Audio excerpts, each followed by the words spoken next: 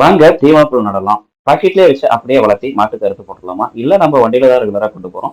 வண்டியிலேயே வச்சு வளர விட்டு கொஞ்சோண்டு மண்ணை போட்டு அதுக்கப்புறம் அதை அப்படியே மாட்டுக்கு அறுத்து போட்டுடலாம். ஆனால் இது எதுவுமே நடைமுறைக்கு சாத்தியம் கிடையாது. நம்ம தீவனப்புல் போன கட்ட முதக்கட்ட அப்படிங்கிறனால முத்த விட்டு அறுத்தோம். அப்படி அறுக்கும் போது வெட்ட முடியாதனால ரொம்ப உயரமா விட்டு வெட்டிட்டோம். அதை ரெண்டாவது அறுப்பான இப்ப சரி பண்ணல அப்படின்னா அந்த கட்டை மேகட்டையா போயிடும். காலப்போக்குல வளர வளர சாயறதுக்கு ஆரம்பிச்சிடும் தீவனப்புல் கரை. பார்த்து பார்த்து வெட்டும் போது ஒரு சில கட்டைகள் இந்த மாதிரி வேர்க்காங்க வெட்டப்படுறது உண்டு. இது தலைஞ்சு வருமா வராதுன்னு ரொம்ப நாளா நான் ட்ரேஸ் பண்ணி வெட்டப்பட்ட மேக்கரனையும் முளைக்க ஆரம்பிச்சிருச்சு. மண்ணுக்குள்ள இருந்து 2 துளிர் வர ஆரம்பிச்சிருச்சு. சரின்னு சொல்லிட்டு மேக்கனையும் எடுத்துட்டோம். எடுத்ததுல ஒரு துளிர் அங்கேயே தூர்கள் புழக்கமா உள்ள இடத்துல வச்சு தண்ணி ஊத்தணும். தண்ணி ஊத்துறதுக்கு ஒண்ணுமே இல்ல, பக்கத்துல உடைஞ்ச கிழங்கு மூடி எடுத்து அப்படியே தண்ணி ஊத்தி அந்த இடத்துல அடையாளத்தையும் போட்டு வச்சு அடையாளம் எதுக்காக அப்படின்னு கேட்டா ட்ரேஸ் பண்ணி அது வருதா வரலையான்னு பாக்குறதுக்கு. மீதி நம்ம வண்டியில நட்டு வச்சோம் பாத்தீங்களா, அதை என்ன பண்ணலாம்னு சொல்லி பார்த்தோம். ஒரு டப்பா எடுத்து ஓட்ட போட்டு கொஞ்சோண்டு சாணம் பெருக்காம்பரிச்சு வச்ச மண்ணை போட்டு நல்லா வளர்ந்தாங்க. சரின்னு சொல்லிட்டு அந்த மண் கொஞ்சம் மண் எடுத்துக்கிட்டோம்.